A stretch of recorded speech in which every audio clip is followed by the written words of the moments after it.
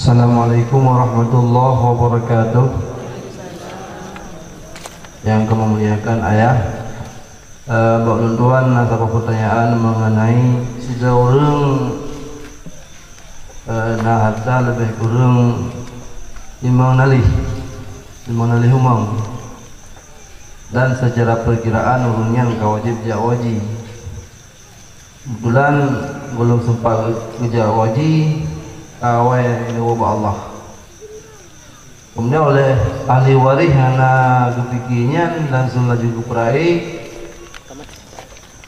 nyan habis ini perai ka tinggal baca-baca tepok sehingga hana lihat tanya ya ingin kamu tanya ya pakai ban kelanjutan harta warisannya pun memang nawajib kesepat lah untuk badai haji atau hana. Assalamualaikum warahmatullahi wabarakatuh.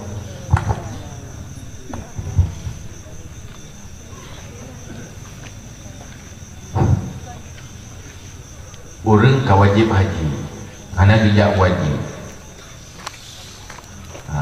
Itu nak harta, kawajib jak wajib tapi anak bijak. Duduk takdir Allah kabihumu segala mujak wajib. Nyan hartanya duduk dalam kejadian kagak bagi dia juga. Sebenarnya harga bagi dia. Kata jadi haram karena kamu bagi dia tago. Jauh tak. Mana wadah ke kejadian mana bagi ban wajib bayar. Wajib bayar hari kasalah. Tu taubat wajib bayar. Maka kagak bagi-bagi jatah mati-mati bagi jatah.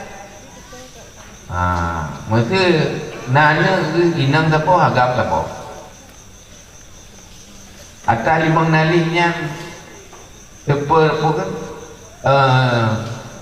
2/4 kai cok lian agam 1/4 cok lain ini maka rumah buat atas wajib penuh atas haji kakak duduk payah bayarnya 2/4 biaya hajinya ada ragam 1/4 ada beri yang sesuai lagi bulung terima ni cara bayar haji mengatlah maka dalam hartanya tapi harum menjemput apapun dah cok nah harum betul-betul